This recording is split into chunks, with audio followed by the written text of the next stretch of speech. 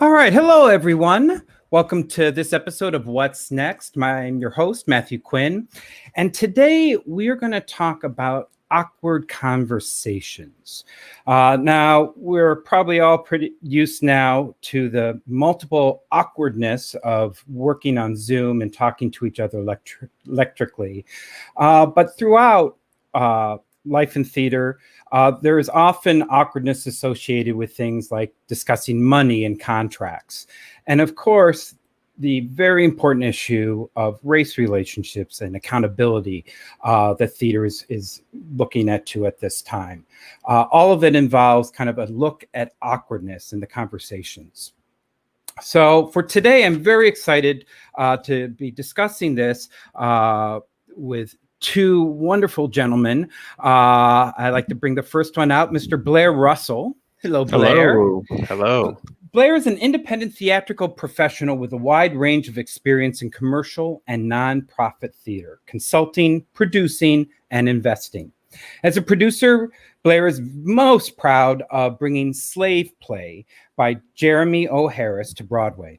Some of his other favorite credits include the critically acclaimed immersive off-Broadway production of Sweeney Todd at the Barrow Street Theater and the West End production of Gypsy with Imelda Staunton and Showboat at the New London. He currently serves on the board of the New Harmony Project and is the development committee chair on the board of New York Theater Barn. He is a graduate of Virginia Commonwealth University with a BFA in theater with a concentration in stage management. Wonderful to have you here, Blair. Thank you for having me. It's a great introduction. Oh, good. Thank you. I've been practicing. All right. And we'll be joined along with Blair with Mr. Joshua Silverstein. Hello, Joshua. Hello, sir. Joshua Reuben Silverstein is an award-winning actor, comic, writer, beatboxer, and educator. His various performances and productions throughout the country have received admiration from creative geniuses ranging from Norman Lear to Prince. Beatboxing since the age of 5, his solo show, The Joshua Silverstein Show, received rave reviews during its premiere at the Greenway Court in Los Angeles in 2014, and when it ran at the Bootleg Theater in Los Angeles in 2016. As an educator, Joshua has facilitated uncountable theater, improvisation, and spoken word workshop, as well as in-school residencies, all designed to create a safe and open space where students of all ages indulge in the freedom of creative expression. Excellent. Welcome, Joshua. Hello, sir. What a wonderful introduction that was of some guy I think I know and recognize. Well, it is great. I mean, these bios speak for themselves. I'm really looking forward to this conversation. And before we dig into awkward conversations, a tradition of the show, and this is, I think, episode 16. So we do have kind of a tradition going. We ask our guests kind of what their pivot moment was. So January 2020, everything's great. We got plans. Oh, I've got this. The whole year is going to be the best year ever. And then mid-March hits and we are basically, theaters are closed. Life is different. We're staying inside. And people have been making their pivots. And now we're 6 months into this. And so starting with Blair, kind of what did your pivot look like? Yeah, I guess in some ways I'm lucky to be a producer because, not much has changed about my day-to-day. It's all calls and emails and hoping somebody's interested in what I'm doing. But I've gained some new projects in the meantime. I've started working in technology, doing like live audio, doing virtual reality. And mostly it's the fact that instead of sort of running around New York City and having meetings, it's all online. So just been inside is really the big change. I gotcha. Yes, inside. Everything's inside now, but still busy. I think some people find it busier. Yes. Yep. All right, that's great. And Joshua, what was your pivot? I was thinking about this when you asked, and I have my standard answer, but when I thought about it more, there's two things that I haven't really talked about. And one is we had our third child in September of last year. So our son is now 1. And we didn't know that in addition to the one child, we'd have 2 other kids who would be home every single day, all the time. Like they've never left. So before mid-March, we would have time away from all the kids. And literally, we have not had a single day alone since mid-March. So that's one. The other thing that I thought of that I hadn't spoken about is I have severe allergies, and I've had them my entire life. And I was just about to start receiving treatment for them. And I got my first injection at the beginning of March. And I could not get the rest of them as soon as the pandemic happened. Wow. So I was like, I just got here. Like, there was all this hope. I was going to be fine. My health is going to be amazing. And now I got to wait for things to be better before I can go to the hospital again and get more injections. So that was that. That's the personal stuff. Now, the career stuff, yeah, I had shows that were going up. All that stuff got canceled. I had tours that were set up. But one thing that hadn't really... my wife and I turned our garage into a theater/studio, which is where I currently am. So we had kind of this idea to do stuff at home, and then all of a sudden we had no choice. So, now we're doing things at home anyway. And so I've done a lot of stuff through Zoom. Some of the theater projects that I was going to do, they got canceled, got picked up and turned into Zoom theater. So that's been really interesting and kind of fun and cool to reprogram your mind with your art and how to convey storytelling in a camera, because it's not like TV, it's not like film. It's very, very different and something new. So that's my pivot. Well, excellent pivots, both of you. And now 6 months in and not knowing how long, we've got our new path and we're going forward. So thanks for sharing that. So awkward conversations. So the topic of this came out actually of a conversation that I had with Joshua several weeks ago, looking for a topic for a show that could deal with diversity, accountability, Black Lives Matters, without it being just, let's talk about Black Lives Matters. Let's look at a bigger picture. And what Joshua said that really struck with me was the importance of awkward conversations. And we had done a show about accountability a few weeks before that, and I realized how terribly awkward I was talking about race. And I really felt like he's absolutely right. This is really the topic that needs to be looked at. And I shared it with Blair, and he also agreed. So we came up with this topic and agreed on this topic. And then I started doing kind of research on awkward in general. And first off, just self-looking, I realized every single episode of the show, I am going to do at least one awkward thing. And so that's just kind of it. And I need to kind of call it out. And sometimes I do, and sometimes I don't. And when I don't, I think I'm missing something. So I was like, all right, this is everything. And then I realized, well, contracts and money, this is awkward talking right now. Nobody likes to talk about money, but it's a really important conversation to have. Further reading kind of brought in, which I found fascinating, that Elon Musk and Steve Jobs believes in the rule of awkward silence. Right. Where they will stop and wait for 15, 20 seconds before answering the question. So I throw all this out to say that there is this wide world of awkwardness. And as Joshua said, these are important conversations. So having kind of spilled all of that out there, I guess as a starting point, in the business, we are all kind of looking at contracts and money and doing that. What do you find in kind of the awkwardness of just business deals that you've had, and that there's an awkward comment? I mean, Blair, you do a lot of contracts. You're doing, off-Broadway work, West End work.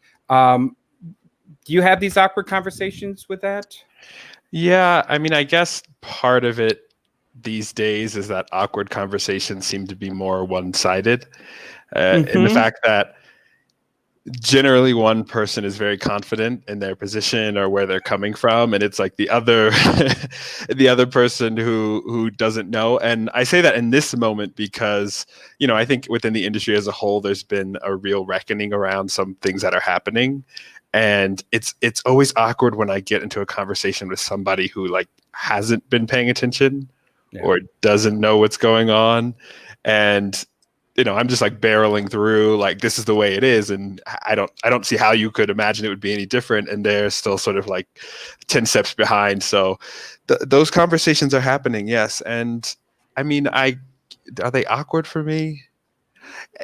Not so much. Like, yes, they are awkward because sometimes going into it I know, but I feel pretty confident in the things that I'm saying these days. So there's been a lot of that. There's been a lot of that happening, especially in the conversation around what is next for Broadway and commercial producing and contracts and agreements and working with agents and things like that. So, yeah. I mean, it's challenging, right? I mean, Blair said something that I think I kind of sparked in me. Is like, the person that has the most information is the more confident one, right? As an artist, because as I do produce and direct as well, but I primarily play the artist role, and then I'm the one demanding my worth in the room, right? That's so weird to step into a room and go, "Hey guys, you don't know me, but I'm worth every dollar you want to spend." Like, it's really silly, right? And so we still operate in this, even though theater is our creative playground, we still operate in this really protected space of like, I have so much to risk here, you know, and everyone's coming into it like that. We still haven't cultivated space where like, hey, this is artistry, and that's really all it is, and it's all about serving the human experience. And so if we come at it with that end, then how do we create a space where everyone's thriving? Usually I've been in experiences where it's more about one person thriving over the other because they're trying to protect themselves. And it's just like, there's this whole protect mentality. I got to protect and preserve. There's no like, let's just see what happens. Let's create, you know, a creative conversation, and the creative sensibilities. There's openness and there's curiosity and there's more of a yes attitude. And it's really, you know, when you start working in corporate stuff, whether you're doing TV or film, that spirit of yesness is like out the window. It's really about manipulation and appealing to something that maybe isn't real, just so you can survive. It's crazy. So, you know, and then you know, because we're artists, and most of us who I feel like have chosen this profession are dealing with some sort of rooted insecurity. Otherwise, we wouldn't be doing it. We'd be lawyers. You know, to put ourselves in a vulnerable position where we're asking for someone to see our worth, and then they don't. But I also need this job. It's like, this is where the best ulcers come from, you know. And so I find myself personally having to deal with that a lot, where it's like, you know, mantra, I know my worth, this is what my value is, I've done the research, this is what this guy got paid. All right, I'm going in with that information. But I also know that I have to kind of win them over. And it's a really weird and twisted thing we're still kind of doing in this industry today. Even now, it's like, don't you nothing to lose. Things are?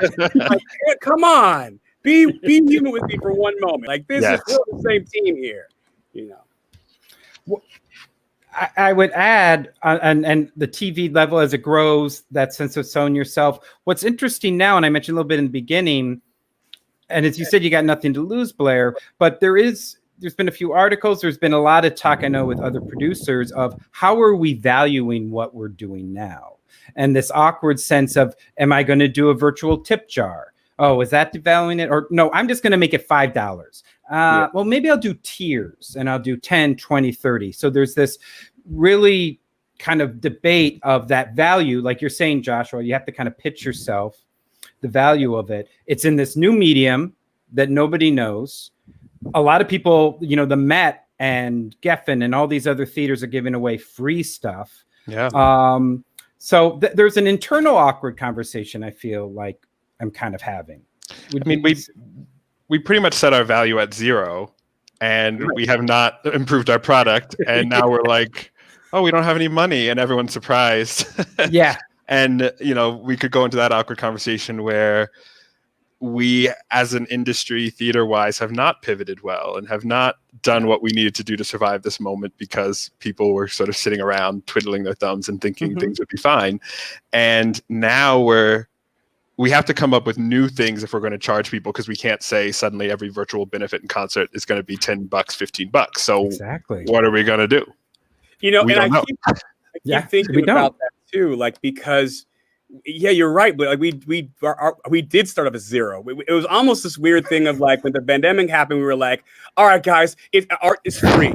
As if art wasn't free before, you know, as if you know, like most theater productions, especially in Los Angeles, they weren't charging $40 for a ticket. They were like, how about we pay what you can. Donation? Okay, how about you bring a friend and it's $10. It's like, so like, we were already at zero. Now you got people going, well, it's on Zoom, so I don't want to. No, you're still watching art. You're still watching masterpiece theater. Like, it doesn't matter that you're not in the space and with them. And although that's a very, very different experience, we all miss the whole live element. But there still is like, hey, I wrote this thing down on page. I memorized it. I'm gonna give you my soul, even though it's to the camera and you're not there. I'm still giving you something of worth. You pay whatever you pay for Netflix and Hulu and all the other streaming services, and most of the shit they're putting out is crap. So the fact that like, if you're willing to pay that money every month and you're not willing to drop $20 for a show that may never happen again, I don't know. And the people that were spending money on art are still doing it.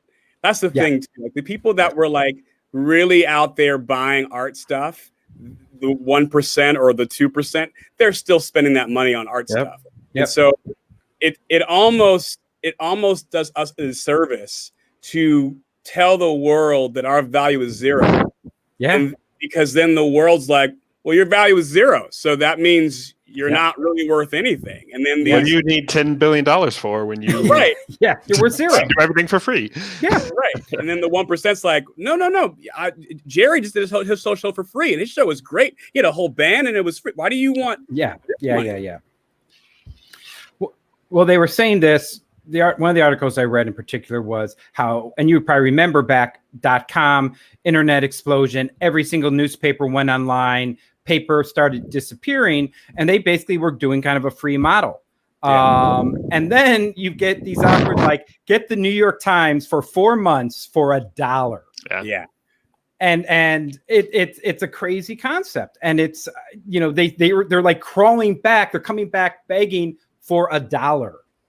Like, they're not even coming back for the big numbers. And now when you go on a news website and they make you pay, you're like, ew, I'm never coming here again. Exactly. And as a side note, they've pointed out a lot of the Republican papers, the right-leaning papers, are free, where a lot more of the left-leaning papers you have to pay, which is not to be political, but to how information and power and money and all that comes together. No, we can be political, though. I think, let's be political. Let's be political. Awkward, partisan, and and I feel like I don't know, but it is strange though, because press for me is in a different realm, right? Because press is about information, and art is about the spirit, and I feel like, the two are not always in the same. I mean, sometimes, I do a show on Instagram that's a news show, and I ask for donations. And you could be damn sure if a producer picked it up, I'd be like, it ain't free no more, so 100%. So I understand. But, like stuff like The Daily Show, that's entertainment and news. But when it's like, when it's press, I don't know. Press to me is about the people, and I feel like it should be given to the people.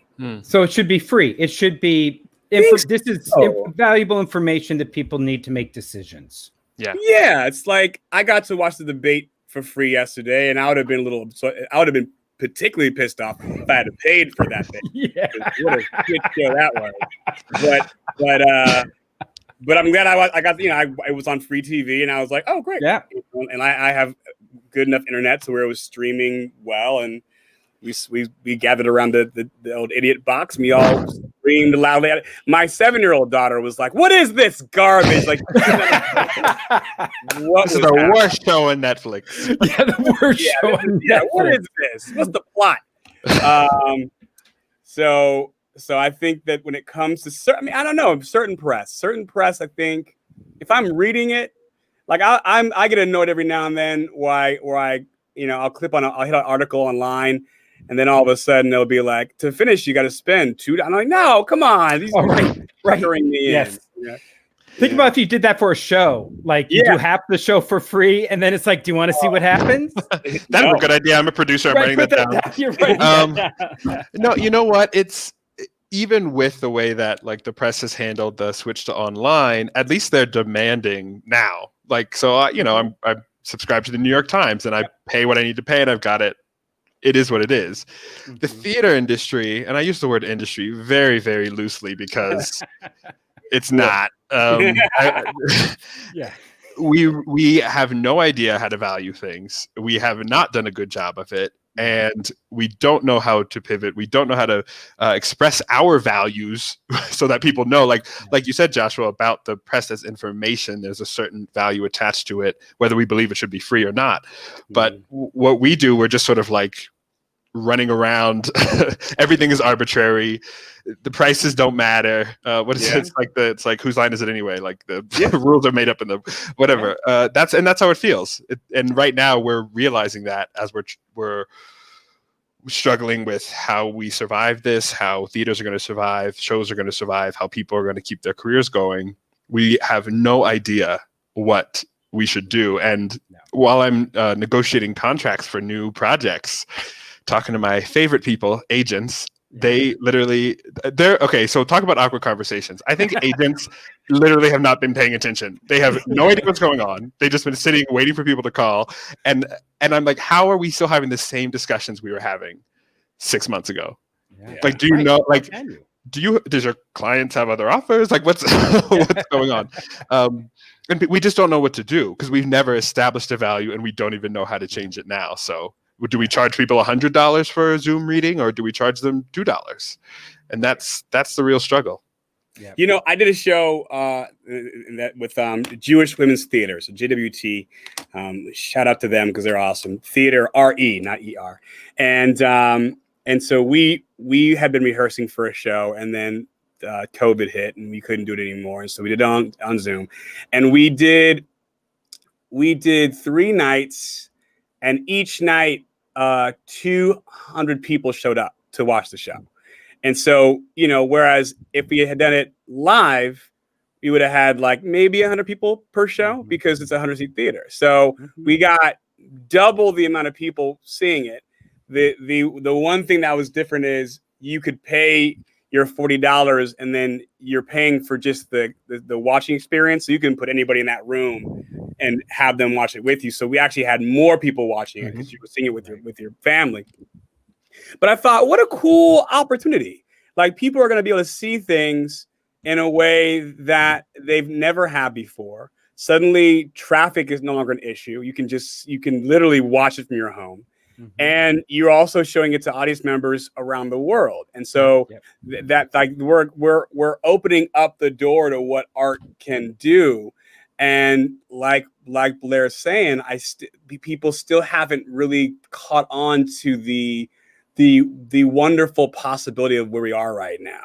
Yeah. And I think I am more excited about where we can go with our craft than I am depressed. Like, I am more on this fence of like, we're now using technology in a way we've never thought of.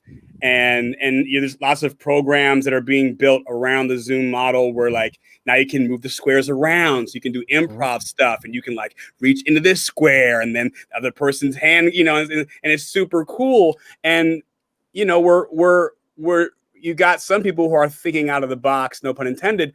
And it's exciting, but then you've got people who are still holding on to the old stuff and they're not willing to move forward. But I think at the other part of the conversation that we're not having is, I think we as artists still don't know how to put ourselves in a platform where we understand how mighty we are. You know, the thing that suffers the first out of everything is art. Art suffers the first in schools. Art suffers the first in public programming.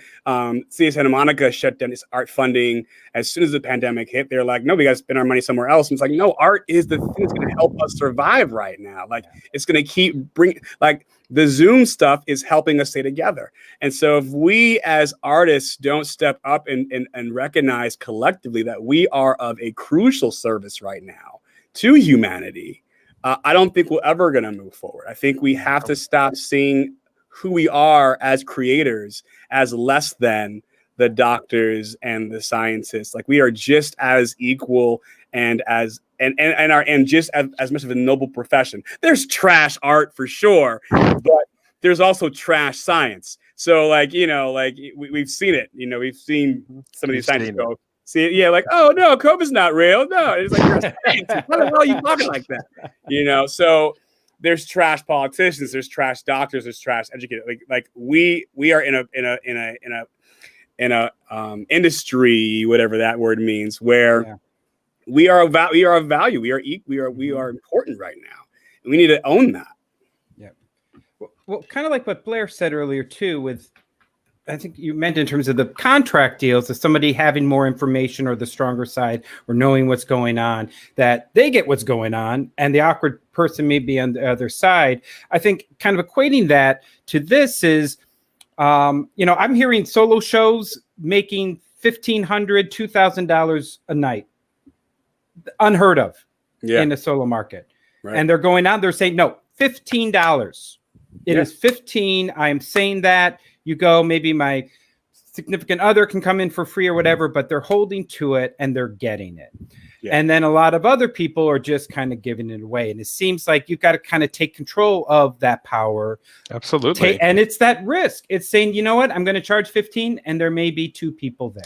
And people are interested. And if you say it's $10 and somebody's interested, they will pay $10. They're not going to like blast you on Twitter and be like, how dare you charge $10? No. If I've seen an invite or seen something online and it looked interesting, cost $10, I pay the $10, I go to it. And just like any other show, if I liked it, I did. If I didn't, well, I spent my $10 and took a risk. But you just got to demand what you're worth. And I think people need to be able to do it. And it's not easy. I don't think that that feeling of it being a little bit weird to prepare yourself to negotiate with somebody, I don't think that ever goes away.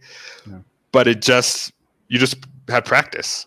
So and you got to do it. Yeah, it's all practice. We got a lot of time to practice this now. I always think about fashion when we hit moments where there are lows in the economy or whatever, and I'm like, Prada is still making money. Like Prada hasn't stopped selling their product. Prada did not go, you know what? Instead of selling our shoes for $1,000, we're going to sell it to you for free. They didn't do that. Like, no. They still have their ongoing catalog. Coach still has new clothes coming out every few weeks, and they're not lowering the price of any of that shit. And people are still buying it. So the art will be what the art is, but we set the standard for what that is because people need it. And if they want to see it, they're going to pay for it. Yeah. And it's up to us to kind of say that is the case. They may not. I mean, Joshua, you're doing like a virtual tip jar. And we spoke without, you didn't give numbers, but you said it's coming in. People are kind of coming in, right? Yeah. And would you say that's kind of been continuous over this whole time? Yeah. Like, are you seeing dips and stuff? Or I mean, I had, I'm someone that still suffers with like I don't want you to, I'm sorry, you please, I still do. Yeah, me too. Because I'm an artist and I hate myself. So that was how I definitely, function in the world. And so my wife and I both were like, no, what we're doing is great. And people, and it was actually the people who were like, I want to give to this. That's great. I love what you're doing. And we were like, all right. So it was nice. It was, a lot of people gave, some people gave more than others. And it was really kind of a nice wake up call to, this is what this works still. Like this does not need to suffer. And, people, like Blair said, if people are into it, if people appreciate it, if it's clear what it is, if it doesn't feel like it's trying to, coerce you for money, then people will be like, I want to be a part. And also what's kind of cool is now we're in a place where you can be a part of the production, right? Because if you're giving money to it, then you're kind of a producer. Like you are paying for what you love. It's not like I'm buying a whole package deal of content. I'm like, hey, I like this one show. I want to make sure this one show keeps going. I'm going to support it. And it's kind of a nice way of inviting your audience to be a part of what it is you're doing. That's nice. Yeah. Blair, you've got some projects coming up. Are you going in this? Is that a big topic of conversation of what are we going to charge? Yeah, so it's interesting. So I'm doing literally tomorrow night live performance in virtual reality, and so I've got 5 actors and 3 writers, and it's really fun. It's crazy. Like I said, so many things I've never had to deal with before. So the event itself is free. We're doing an invited audience, but I've paid everyone. Like everyone's getting paid a real amount to do the work. Nice. And it was just like really satisfying to be able to do that at this moment and not, I think for me, especially since September started, I've realized I can only focus on things that have some value to me, whether it's career-wise or whether it's actually going to bring money, because like we're real people and we need to make money to survive. And so it was so important that this not just be, well, you have nothing else to do, so come and do this and we'll give you $100. No, it was like, we're actually going to pay to do that. So that was that project. And then on the next one I'm doing, the immersive audio, we're charging for tickets. Yeah. And there was never any question that we would do that, because we're going to take money from the audience for something that they want to experience. And we're going to make sure that people get paid, and vendors and our press agent and marketing. And like, we forget how big shows are. We forget how many people it takes to do it. And most of those people are unemployed right now. And I think what's very awkward for all of us who are in theater is other industries, like, they're sort of at home, or maybe their offices are changed or like set up differently, but they're not completely shut down the way we are. Right. And every time somebody calls me and asks what I'm doing, I'm like, oh, if they're not in the industry, I'm like, oh, you have no idea that I literally haven't had a job for 7 months almost. And that's the conversation that I think we need to be having more about, how we break through that and make sure, back to what Josh said about valuing ourselves and becoming the producers of your own work and asking people for what you need, because that's the only way we're going to survive, and demanding it, because that's what this moment is for us. It's about demands for our future. It also is about, I think, deconstructing how we see money, right? Money is so evil and so like the root of all pain. And I think it can be, especially when there's the 1% that's running everything and the middle class has been done with. But it's all about the intention behind the dollar. If the intention is to generate prosperity and to uplift and benefit the whole, then money is not evil. Money is simply a means to more access. And that's beautiful, right? Prosperity is wonderful, whether it's financial or however you want to see it. It's a wonderful thing if you're prosperous. And so it's about understanding that when we come at it from a place of how do we extend this space so everyone can play, then it's a wonderful thing. And, and I don't want to segue, but a lot of that has to do with, white people who are in charge being comfortable enough to give access to that, because, like that is what the next phase of this is the people up on top going, we need to give more. We need to share this. And it will not change unless we step in. I mean, that's the unfortunate problem, right? As Black people, we do not make up the largest population in this country that we're now talking about, where our art primarily lives, right? Worldwide, we have a greater market, but in America, we are 14%, right? And so when you look at any sort of movement that has created change, I'm talking about from abolitionists were white. Right, the people that were the first movement of people that were against slavery, that created actual change, were white people, and nothing in this nation moves forward unless white people get behind it, and that's unfortunate, and that's uncomfortable. It's awkward. Well, it's also obvious. Look at the debate last night. I realized, like, the debate, there were just 3 white men, and they were talking about all this stuff, and I was like, "This is crazy! Like, this is America, right? Yeah, this is America." But it is, and it's like if all the top execs are white and all the top theater owners are white, and all the top producers are white, it's going to take white dollars to infiltrate the system to change it. And so we can talk about what we want and our value all until we're blue in the face, but the reality comes to the point where it's clearly going to have to shift. Action. Yeah, it's going to have to, Action. And I've had well, I've had awkward conversations that maybe I never got to the point where we just, say what I need to say and shut it down. But the conversation is, I talk to a lot of artistic directors at regional theaters all the time, and they're all wrestling and struggling with what to do with their theaters and what to do about where do I hire Black people? And the conversation is, oh, you're not equipped to do your job. And that's awkward. I really want to say it, but I don't. But it's the problem is you. So fire yourself and find someone who can actually do your job. You've never been qualified to do your job. You just got lucky that you didn't have to deal with it. Yep. And now you do. Well, and if I can add one point of that, which I do see, and it came up in the last the accountability show, there is this move where the white artistic directors and people will have that, Black History Month. That's their time. Once a year, we're going to bring it all out. Rolling out the intern. Rolling it out. And look at this. Check our box. We got Black with he, and he's gay too. Yep. So we've got everybody got it all in this one. And now it's March. Okay, let's bring in our town. So there is, I think people kind of feel that is well, I'm dealing with it. Oh yeah, we're hiring Black people. Yeah. Well, it's even more awkward when people are dealing with it. And as a Black person, you're either in a position where you're like, I honestly don't care about what you're doing. Go ahead and do it.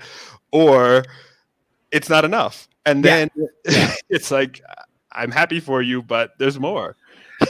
I do feel, though, that I'm hearing that a lot more from Black artists than before. There's no doubt George Floyd changed something in some of the conversation where it's I'm just going to say, no, that's not enough. No, that's what you consider as doing it. And so I don't know if that's going to do anything, but, and you've got a lot of white, there are more of these kind of, let's talk BLM, let's talk about artists opening up. And I know a lot of people that kind of look at that and they're not trying to be mean. They're just saying, I don't think that's how it's going to go. It's 101. And if you're Black and in this industry, you are the professor. You don't need to be part of a 101 conversation that frankly has been going on for 4 months. We've been having the same conversation for 4 months. It's what's next. We've been having this conversation for 300 years, and it's but to your point, it hasn't been as safe to have that conversation. Right. And so now, because more people are listening around the world, now you just feel more supported having it. So you're not, you don't bring up race in the room and then people go, oh, this guy over here doing the race thing, oh shit, oh really, race here too, and I remember listening to Viola Davis talk about this recently. She was like, I am, Oscar winner, Emmy Award winner, Tony Award winner, and I still don't make as much as Meryl Streep, and it's just she couldn't have said that shit 4 months ago, because he would have been oh, ungrateful Black person, and it's right. And so now we're in a space where people are going, oh, well, I guess I should be okay with this conversation because maybe it's real. And I didn't know how real it was, and that's unfortunate, but that's kind of where we are right now as people are listening differently. Yeah. Well, and it also something I talked with you both before during my research of awkward, and I was very surprised. There's quite a bit of information about awkward conversations, but just on reading a news article about the 1619 Project, about reeducating, reestablishing education to really account for slavery and the white supremacy issues that America obviously has that just never gets talked about.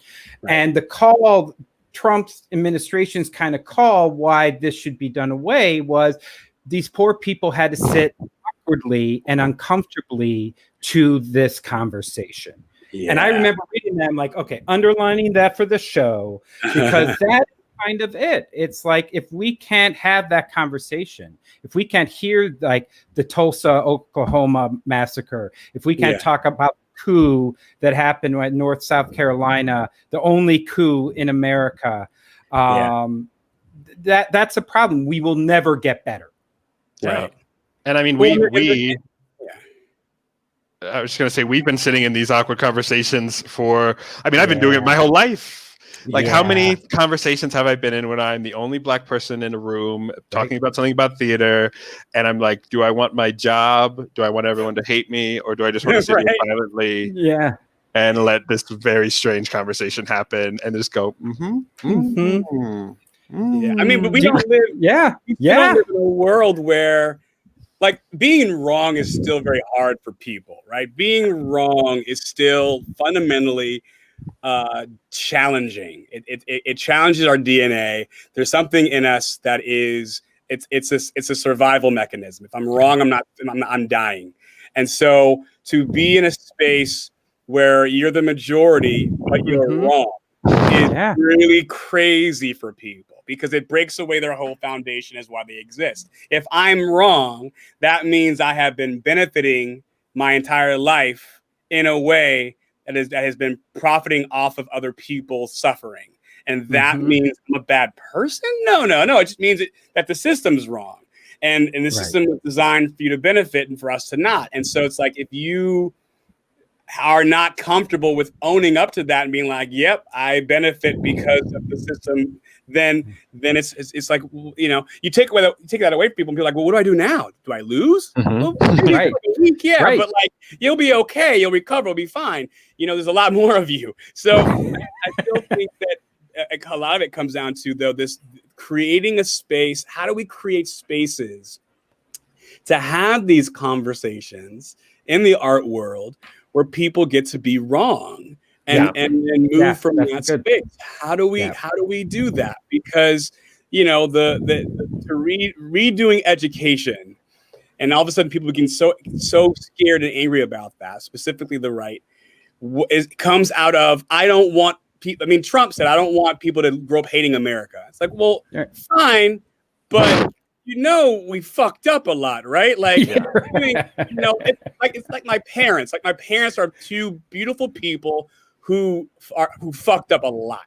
You know, and they had never. I'm an only child. They didn't know what they were doing. They thought they were prepared for someone who I would become, and they were not in any way. And they did the best they could, but they fumbled severely along the way, and I will never let them forget that. But what I have come to learn is that now, as a parent of three, you fuck up, and it's like, if we don't look at the fact that as a nation we've just been bad parents, that, you know, that just didn't know what the hell we were doing. Not only were we trying to create a nation, but at the same time we were evolving as a species. I mean, like 200 years ago, brain surgery was two of your qualified surgeons going, oh, you got a headache? All right, sit down.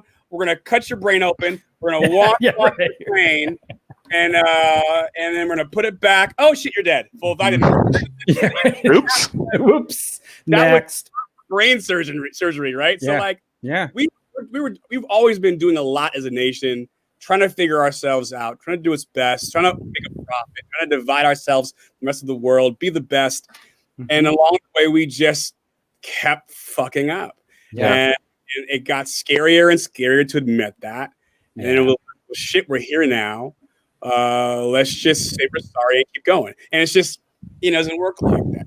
You gotta make amends. You got to do reparations. You got to do healing. You got to have global therapy. I mean, it's just, it's a lot and so to talk about theater and talk about creating a space where there's equity, there's access, there's valuing of people of color in white spaces.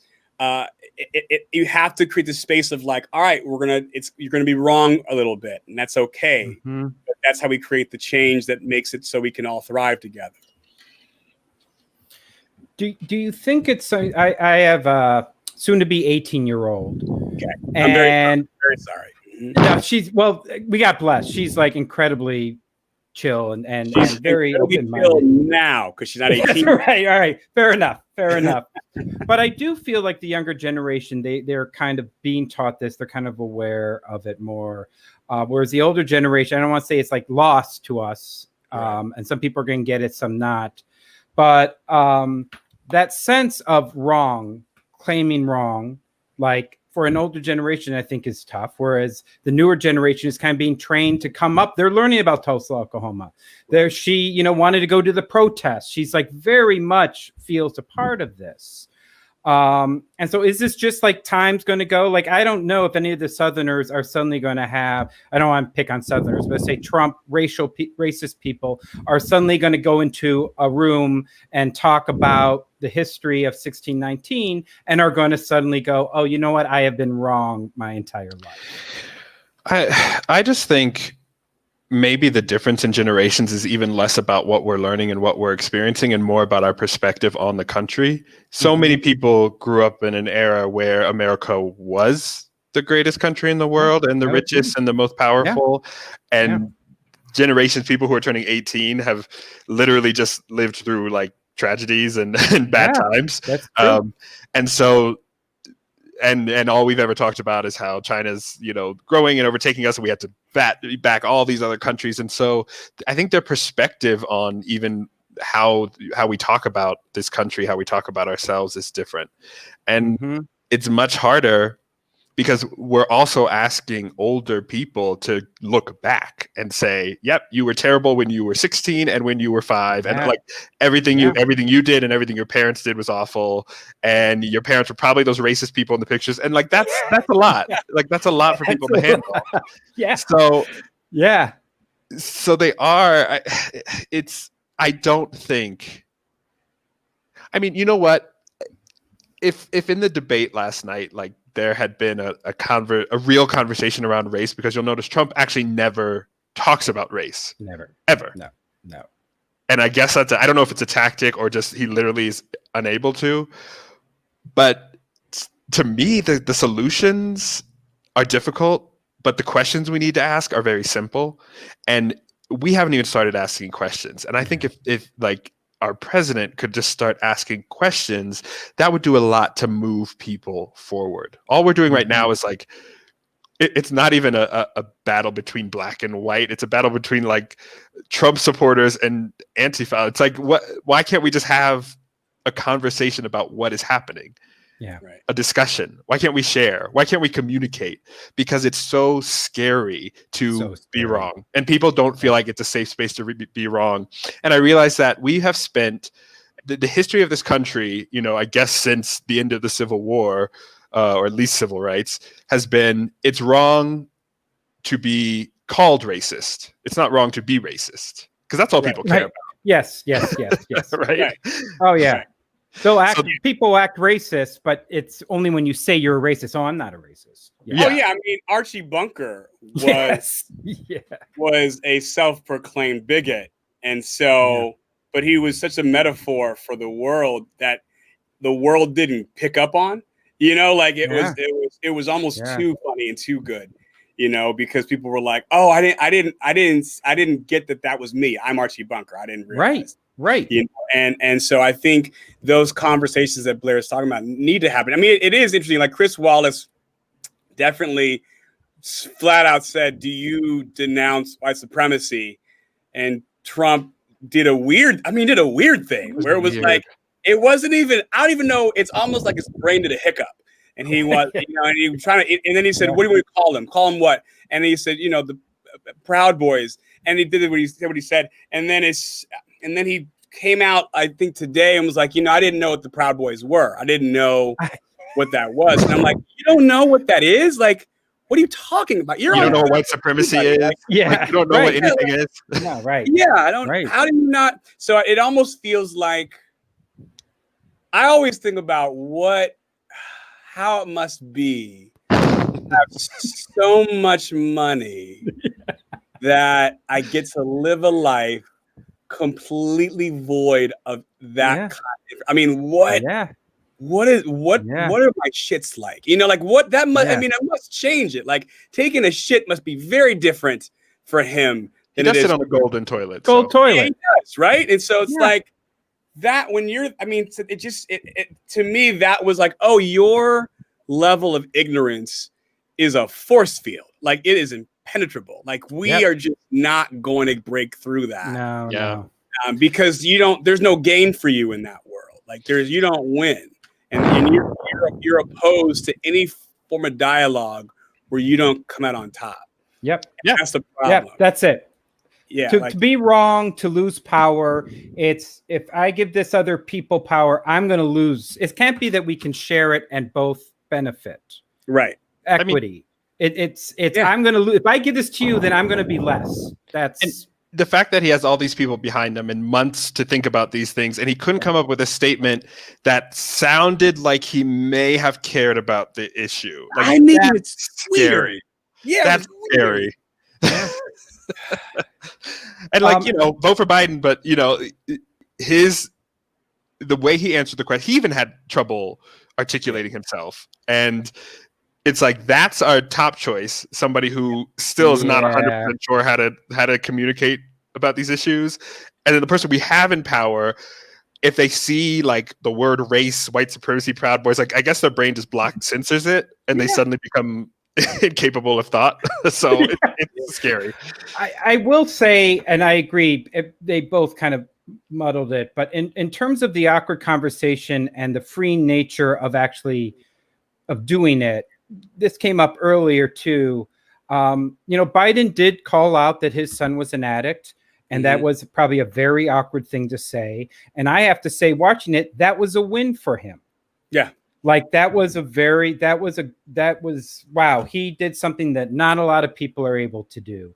And we see in our own lives, either ourselves or people we know, tackling that awkward thing, doing something that you are so uncomfortable with, and you win.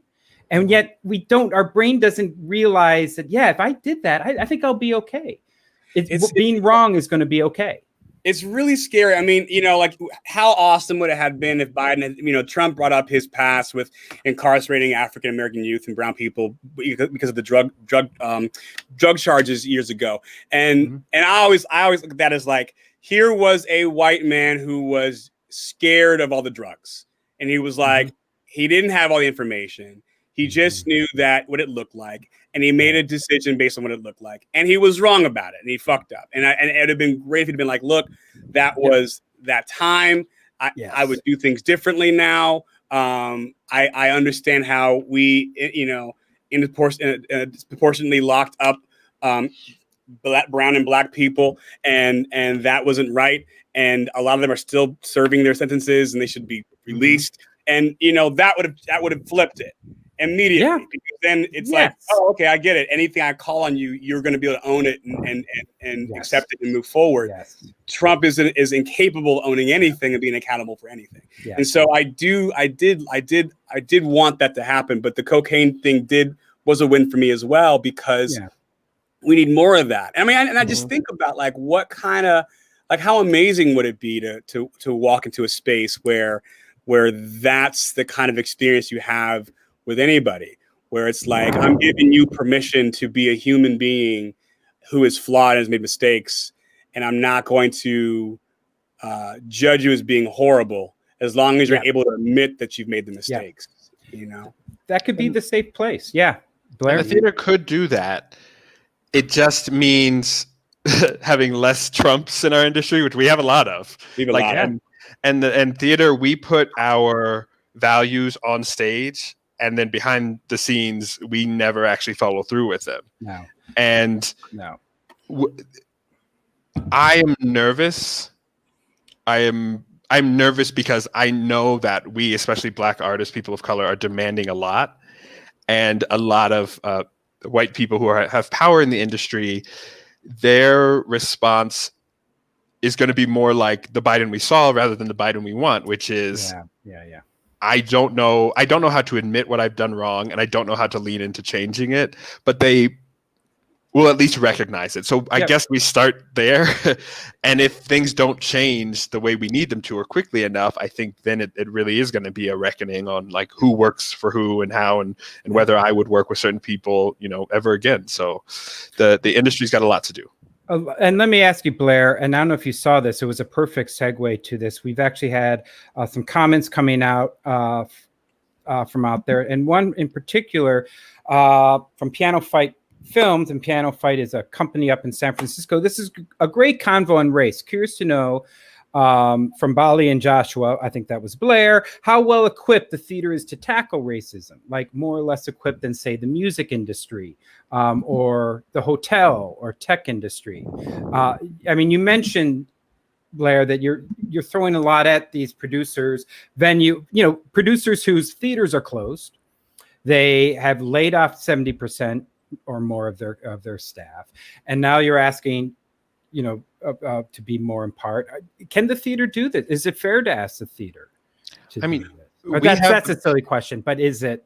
Yeah. We have the people, and we have the power, and we have the ability, and we also have a moment where we can come back completely different. So I think we are extremely well equipped. I have to say, like, I don't have a lot of experience in other industries like that, but I know just from talking to people, like, they recognize George Floyd's murder and the Black Lives Matter movement as a thing, but it's not within their industries or within their jobs, other than sort of like, we did a meeting 4 or 5 months ago and that was that, right? Yeah. My mother, and she works for a big company, and it's like, yeah, we talked and people talked, but we engage a lot in theater. We talk with people in different groups, different shows. And so we have the power and we care, or at least, again, we're showing that we care. So there's no reason why we shouldn't be leading this. The way that we tried to put it on stage, we need to be doing it behind the scenes. And I think if people just make space and try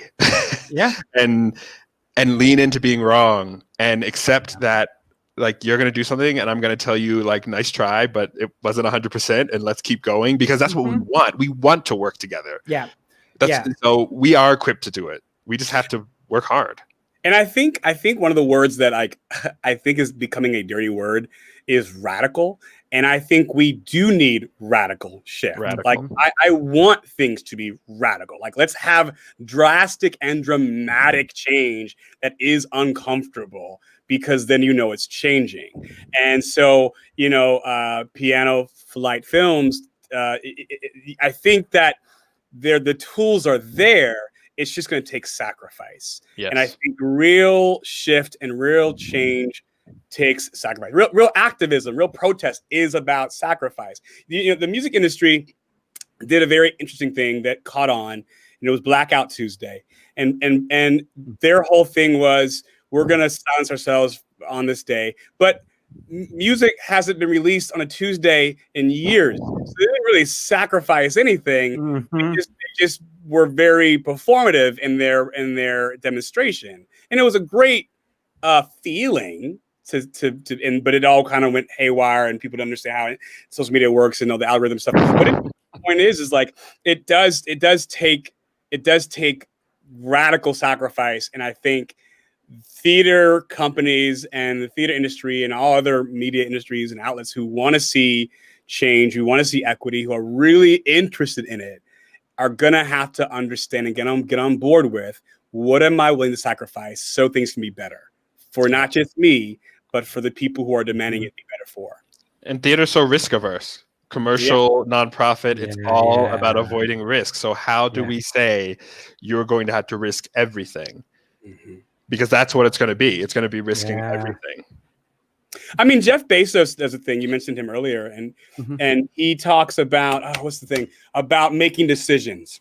And he says it's better to make a decision quickly and fail versus take too long to overthink it, because then someone else is going to make it and move forward. And so I find it very interesting that he's that person. He's willing to make a sacrifice in making a choice. However, he's so obtuse when it comes to like the people in his warehouse and all those things. It's like, dude, you're not making the sacrifice where it counts, So that needs to shift, and people need to, but also, like Blair said, we need to hold people accountable and go, hey, nice try, but no, you're still not there yet. it does seem that the sacrifice, I mean, maybe people are thinking it's money, or the season, we're going to have more BIPOC shows in it. But it also seems the sacrifices of your own pride and of being wrong. Like, you need to sacrifice. Like, when I saw the 13th Amendment, that shook me unlike any other film, because I had grown up loving America and thinking America is the greatest place and all this. And that just really hit me on I like histories. I like facts and information. And admitting that wrong was very liberating for me, actually. Yeah. And I think, like what we're saying too with people, if you can really admit those things, and it is a risk, but what we're seeing is those are the risks that really can pay off. It sounds backwards, like we're risk averse, but if we were to let's bring back that Archie Bunker character. Yeah. You know, that would be, somebody would say, how would you have, you're having a Trump character as a character? Yeah. It sounds crazy, but that could be the character that can say all the things that need to be said. Yeah. And we also got to be okay with feeling bad. We're so avoiding of feeling bad. I remember I saw a film. I mean, this is kind of on topic. It's called The Changeling, and it's a film that Clint Eastwood did, and he's a problematic guy too. But he did a film called The Changeling with what's her face, Angelina Jolie. Angelina Jolie, yeah. Yeah. And I saw it in the theater by myself, and I sat there and I just was like, I really hate this movie. I don't know. I just hate it. I hate it so much. It made me angry. I was like, when did she get her kid back? No, and I was just pissed off the entire film, and I just was like, that must have been the worst film I've ever seen in my life. And I sat with it for like days, and I was like, oh, it's great. It affected me, and it took me a moment to realize, the reason why I hate it is because it made me feel terrible, about what happened to this woman and what has happened to women in our nation. And it's just like, oh, that's great. Yeah. This is what this is supposed to do. It's supposed to make me feel like shit. So I think about these hard things. So I have conversations with the world around me. So we become aware together. And I was like, applause to this film. And I went out and bought it. But we need to be okay with those feelings so we can have these conversations. That's it. We need to want it. We need to want it, because if we don't want it, then we are America who says everything is fine. There's nothing wrong. Ignore anything that looks bad. It's not bad. Yeah. We're ignorant and we're blind. So we have to go and say, like, if somebody calls you out on something, you got to be like, oh, I feel bad now. And there's probably a reason. Yeah. And too many people, especially in this moment, are trying to control how bad they feel with their posts, and like they're sharing this and I'm doing this. Yes. And that's what it is about if you go and say like, that's not enough. It's because they're like, I controlled how bad I feel, and I felt bad. So like, why do I have to feel more bad? I already did it. Yeah. So we do, like Joshua says, we got to be okay with it. And I was I did that totally. I was out there like bouncing it off my daughter. Like, does this sound okay to say? And all that, like, you're young. Is this social media cancel? Are they going to cancel me? They're going to cancel me. And you did see that, but I'm liking this. What I will say to Piano Fight 2 is theater. If they honestly want it, like Blair says, you need to want it. And I do think there's a lot of lip service going out there. But I at least feel that if they do want it, theater people can embrace that and can make it happen. The hotel industry, tech, I don't know. But theater people tell me that they want that and have the conversation. But I think, like you're saying, the conversations have to be these tough ones. They have to be the ones that we aren't comfortable with at all. And we got to own up to it. And then probably it's going to come out. We're going to have to share some power. I think that's something that white people just don't want to say. Like, we're going to share this. Yeah. It's no longer like I'm going to give you February. Right. Yeah. Well, we are at our hour, which I have learned is the magic internet time. Oh yeah. For being there. Before numbers fall and you get, but really excellent conversation. Thank you, both of you, for sharing your thoughts on this.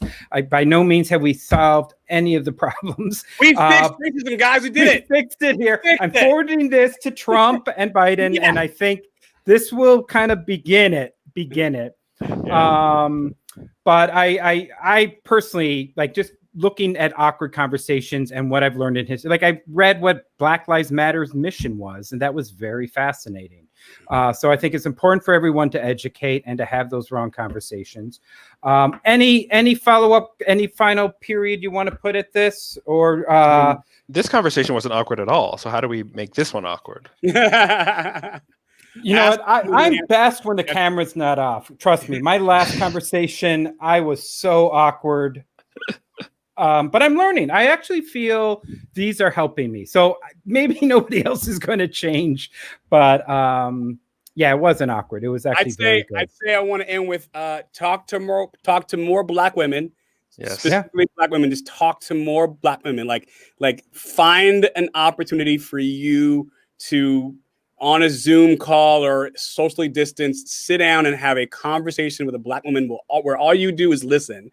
And as you listen, you walk away with that is her individual specific experience. And then the next Black woman I speak to will have possibly a completely different experience, and to create yourself to be the person that has space in your mind and heart for those two experiences to occupy the same space, because then you're doing some really challenging work, which is you're breaking the monolith and you're giving people voice that don't have it. And you're becoming a better listener, and you're recognizing what role you have in this chapter of our history. I love that. I mean, that's a great takeaway. That's a great thing to do. All right. So to wrap up, I know you guys are doing projects. I've got some websites here to show. Let's start with Mr. Blair Russell. What do you got coming up? You mentioned your virtual show. Yes, I have a virtual reality project that we are performing tomorrow at 7 Eastern time. If you got an Oculus headset, you can join us. It'll link to from my website. Also, at the end of October, we are doing a live immersive audio production of Dracula. You'll be able to tune in, put in your earphones, and the action will be around you. The voices will be going here, left, right, behind you, in front of you, all being mixed and mastered live. I have a ton of shows in development that if you want to support new works by diverse slate of artists, you can definitely check those out on my website. And it's... this is the moment for us to kind of discover and do brand new things. So more in the future. I agree. That's great. And especially the virtual reality. We're having upcoming weeks, Noah Nelson from No Proscenium in New York. And that whole pivot from immersive theater, which actually charges $100 tickets, by the way. They have no fear of charging a lot. But they're pivoting to virtual worlds. So I think that's very exciting. I look forward to seeing that and hearing more about it. And Joshua, what are you up to? Oh, nothing. No, so raising my kids. So you can catch me and my wife and I, Cynthia, on my Instagram page. That's at the Joshua Silverstein. Doing our news show where we do a recap daily. We're going to start. We took a break for September, and we're starting back up, I think, tomorrow. So we'll give you our opinions about the debates as we've seen them and other things in the world, the Taylor case and everything going on with that as well, because they're gonna release. I think that today they released all the information about the grand jury. You can also. I'm doing a show again, another show with JWT. So if you look up Jewish Women's Theater, you can get that schedule. Again, that's RE, not ER for theater. And also, I got podcasts. Just go to the website. It's right there. Check it out. It's there. Check it out. Stuff. Wonderful. And for what's next, we have our new episode tomorrow at 1 o'clock Pacific time, where we have the artistic director and set designer from the Alley Theater in Houston, one of the large Lord theaters. And they've got some really exciting plans. They are poised to open as soon as they can. They've got a really interesting plan on how they're going to do the season. And they're going to come in and share it. Also talk about how their pivot went. So come check that out. Say hi to Mr. Rob Melrose and Michael Locher. And again, everyone out there, thank you so much for supporting this, checking it out. We love your questions. And again, to my guest, I just want to say thank you. Thank you so much for all you do and for having this conversation.